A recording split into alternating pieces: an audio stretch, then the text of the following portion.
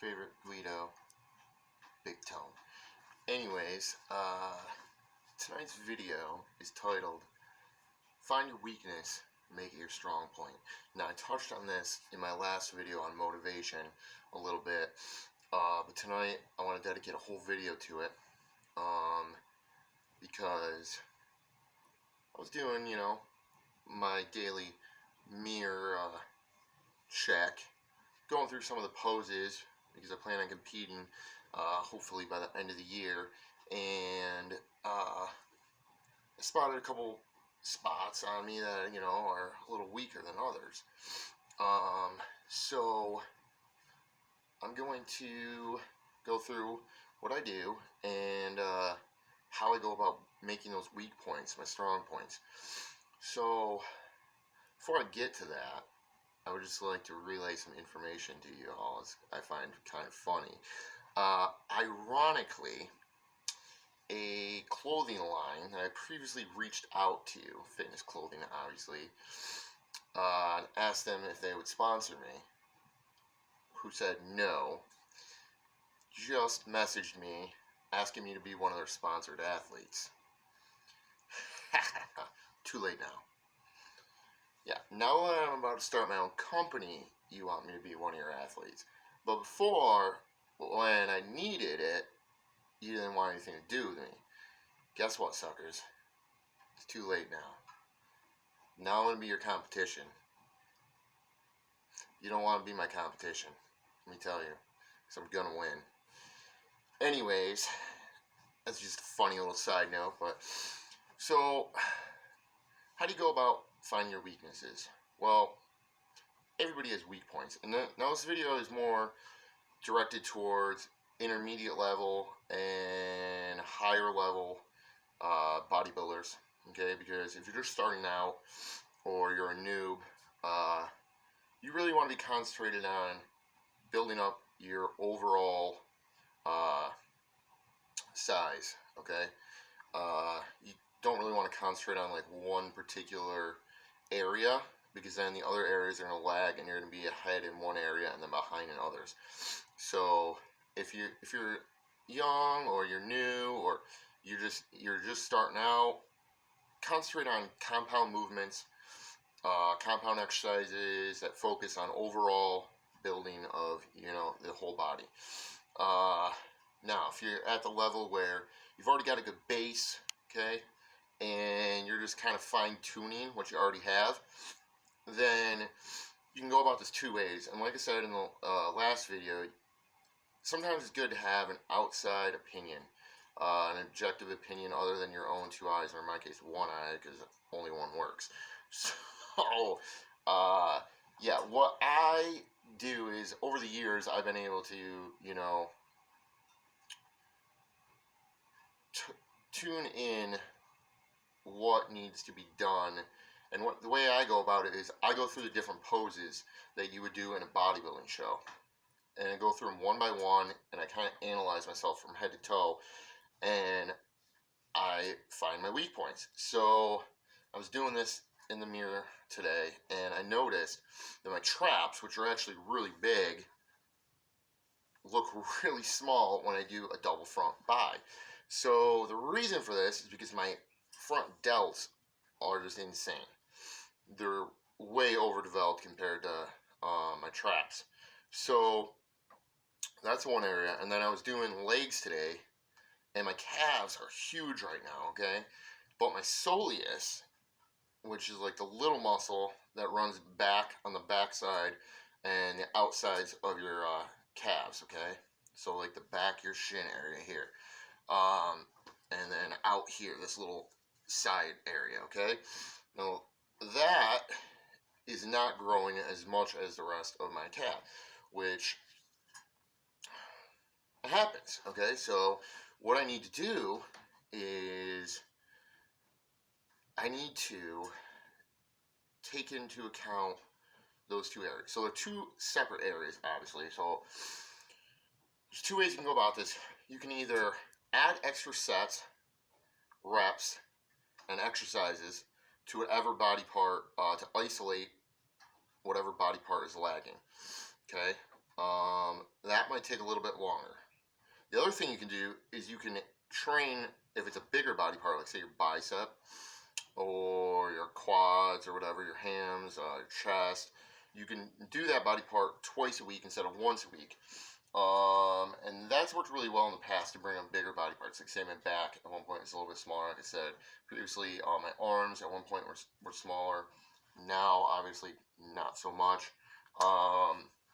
But so those are two spots, and they're kind of smaller areas. So they fit into my other workouts, but they're not main parts of my workout. So I train calves on my leg day, and I train traps on my shoulders day. So what I'm going to do is, instead of adding extra sets and exercises, I'm going to add a day in. So instead of doing 6 on, 1 off, I'm going to do 7 days a week. And I'm going to throw in just a trap and calf day, mostly concentrating on exercises that isolate my soleus, okay? And then I'll get them twice a week because I'll be doing it on that day. I'll do traps and calves, and then I'll do on my shoulder day, I'll be doing traps, and on my calf day, I'll be hitting my soleus. So I'll be hitting them twice a week. So I'm going to bring those up, okay? Now, once you get there, and that body part catches up, or in my case, I always try to exceed, okay, everything else.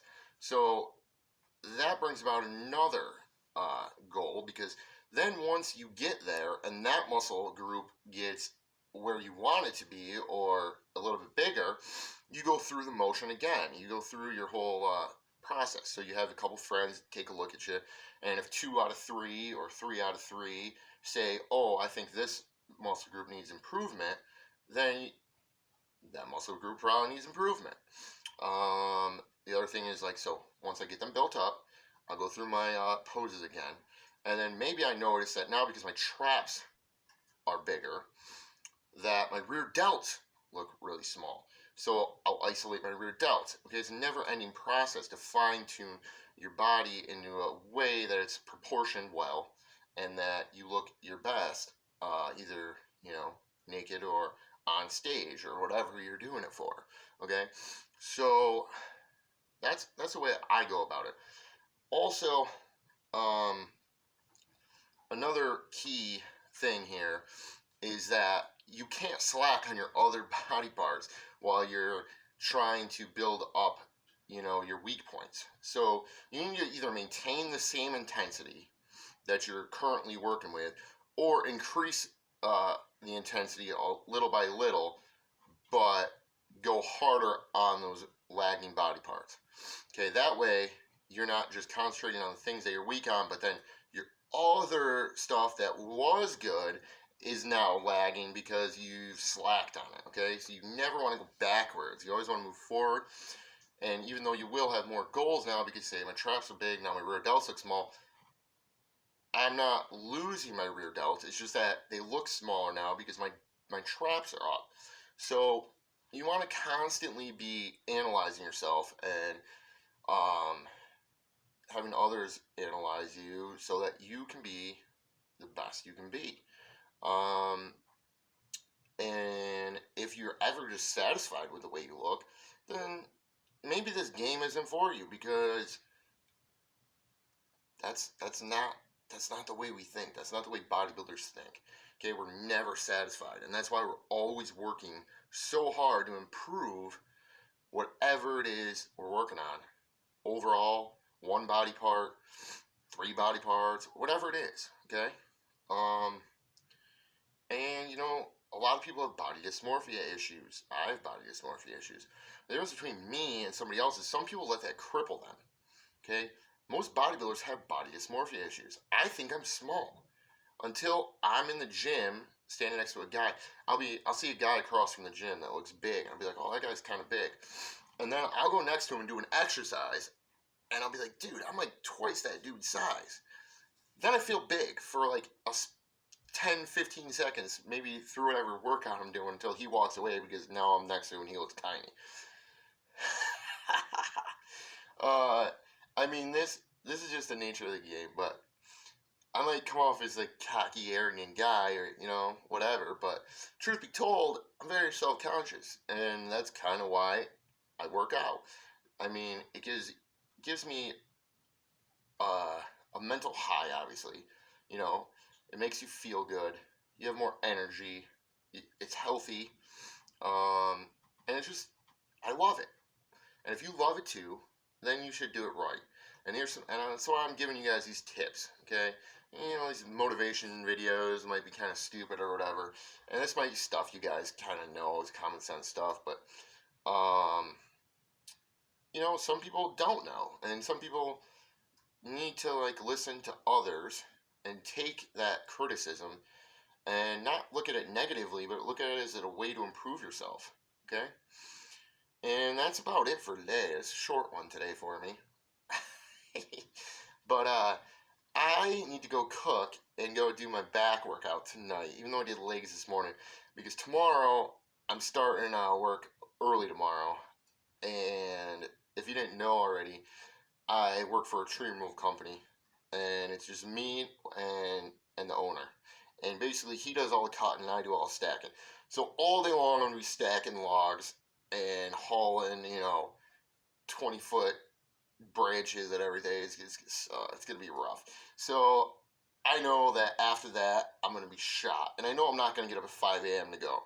So I'm gonna go tonight, get my back workout in, and I don't suggest doing two workouts in one day, especially two big body parts or big areas of the body, big muscle groups like back and legs in one day. I know I can get away with it because my genetics are amazing, number one. And number two, I'm supplementing and have the nutrition I need to get, be able to do it and recover. Also, I know I'm going to get great sleep tonight because I'm going to be shot, number one. Number two, I got to be up at like 8 in the morning and then go haul logs. So I'm probably going to take some Benadryl tonight and pass out after I eat copious amounts of protein and carbs. And that's about it. So I got to get to it. I hope you guys have a great night. Hope you enjoyed the short video. Not a lot of rambling, a little bit of rambling, but not too much. And you guys have a great day. Check out your weaknesses, find them, identify them, and then turn them into your strengths. Simple as that. Common sense, right? Easy stuff. Easy stuff. I try to keep it simple here for you guys. All right, guys. This is Big Tone Guido, and I'm out. I'm off to do back and kill it tonight.